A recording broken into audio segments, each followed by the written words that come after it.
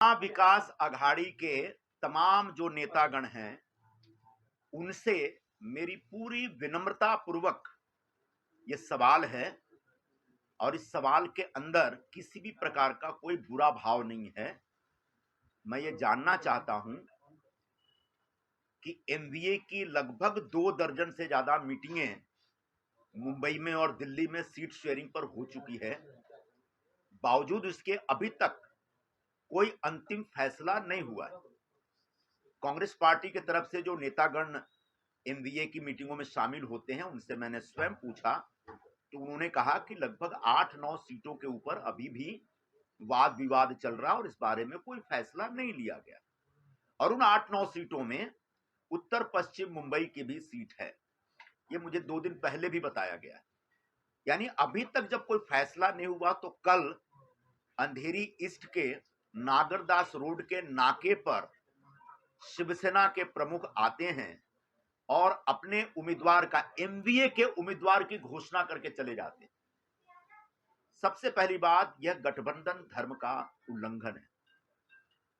जब तक MVA final list नहीं करती और अधिकृत तौर पर घोषित नहीं करती तब तक कम से कम उन सीटों पे जिन सीटों पर आज भी दावेदारी चल रही है अलग अलग पार्टियों की तरफ से, उन सीटों पे अपना उम्मीदवार घोषित कोई नहीं कर सकता। इसलिए मैंने कहा कि पूरी विनम्रता पूर्वक मैंने खासकर शिवसेना और कांग्रेस के नेताओं से सवाल पूछा। दूसरी बात यह है कि जिस उम्मीदवार को लेकर के आग्रह है वो उम्मीदवार कौन है?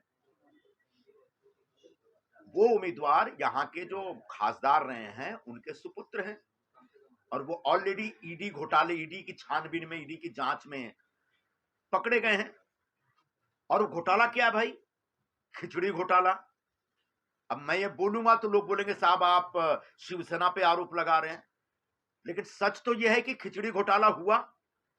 सच ये है कि जो खिचड़ी कोविड के जमाने में जो गरीब मजदूर लोग थे, मुंबई में रहने वाले लोग, खासकर उत्तर भारत के लोग जो थे, उसमें दक्षिण भारत के भी लोग थे और मुंबई से बाहर महाराष्ट्र के अलग अलग जिलों से भी आए हुए मजदूर वर्ग के लोग थे, उन सारे मजदूरों को जो तकलीफ हो रही थी कोविड के जमाने में, उनके पास खाने को एकदम तकलीफ थी, दाने दाने को मोहताज हो गए थे। ऐसे गरीब मजदूरों के लिए एक बहुत ही सुंदर अच्छा अभियान महानगर पालिका की तरफ से शुरू किया गया था और इन गरीब मजदूरों को फ्री में, मुफ्त में खिचड़ी बांटा जाता था। उस कुछ खिचड़ी के बहुत सारे पैकेट मेरे पास भी आए थे और मैंने भी यहाँ बहराम बाग में और अलग अलग जगहों पे मैंने भी बांटे थे। तो महानगर पालिका के बड़ा अच्छा उपक्रम था और उस उपक्रम में उस समय के जो शिवसेना के लोगों ने भयंकर घोटाला किया और जो सप्लायर थे, जो कॉन्ट्रैक्टर थे, उनसे कमीशन खाया। तो गरीब मजदूरों की खिचड़ी या मुफ्त खाने में कमीशन खाने वाले व्यक्ति को आप इतना जिद करके उम्मीदवार क्यों बना रहे हैं? क्या कमीशन का हिस्सा आप लोगों के पास भी आया है क्या? ये सवाल है। दूसरा सवाल यह है कि क्या ऐसे कमीशन खोर के लिए शिवसेना और कांग्रेस के कार्यकर्ताओं को मजबूर किया जाएगा कि आप इनका प्रचार करें?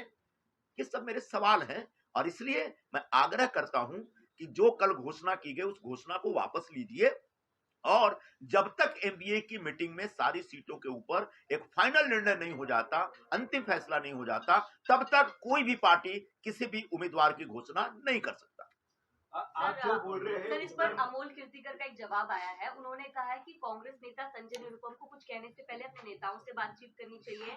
ये सीट हमेशा से शिवसेना की रही है, उनको इस बात की जानकारी नहीं होगी। तो कांग्रेस जो बात कर रही है, जो संजय निरुपम बात करे, पहले अपने नेताओं से बात कर ले, फिर किसी भी चीज का दावा करें और ईडी के कंप्लेन में मेरा नाम भी दिखा दें अगर है तो।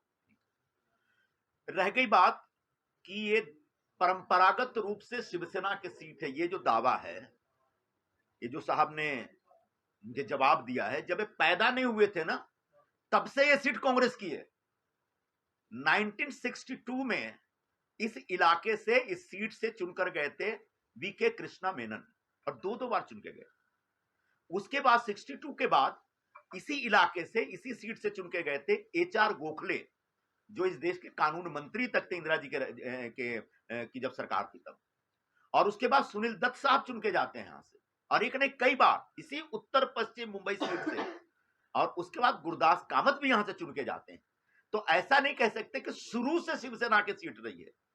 रह गई बात मेरी अपनी भूमिका की, तो हाँ मैं लड़ा, हार गया, लेकिन हारने के दूसरे दिन, जिस दिन रिजल्ट आया उसके दूसरे दिन से मैं अपने क्षेत्र में काम कर रहा हूं, और जितना जितना यहाँ के सांसद या खासदार महोदय नहीं घूमे, उनसे ज्यादा मैं लोगों के संपर्क में हूं। और ऐसे में बगैर कुछ बातचीत किए, बगैर लोगों से चर्चा किए, बगैर लोगों को कॉन्फिडेंस में लिए इस प्रकार की घोषणा आपत्तिजनक है। रह गई बात मुझे अपने नेताओं से बात करनी, मैंने तो बताया, मैंने अपने नेताओं से तो बात की है और उन्होंने बताया है कि ये पूरा डिसीजन पेंडिंग है, और जब डिसीजन पेंडिंग है तो आगे बढ़ के घोषणा करने की क्या हो सकता है।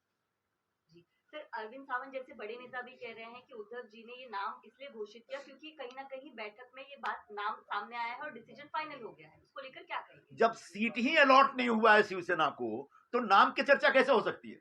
निश्चित तौर पर नाम तय करने की जिम्मेदारी उस पार्टी की है। जिस पार्टी के पास सीट जाएगी उस पार्टी को अपना उम्मीदवार तय करने का हक है, लेकिन जब तक सीट अलॉट नहीं होती, आवंटित नहीं होती, जब तक सीटों का बंटवारा नहीं होता, तब तक इस प्रकार से किसी भी कैंडिडेट की घोषणा करना आपत्तिजनक है।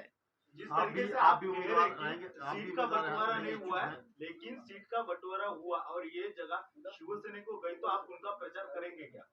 अब तो अभी जब ये तो हो गया हाइपोथेटिकल क्वेश्चन, जब आसमान गिरेगा तो आप जमीन पर रहेंगे कि आसमान पर रहेंगे ये बात है ना।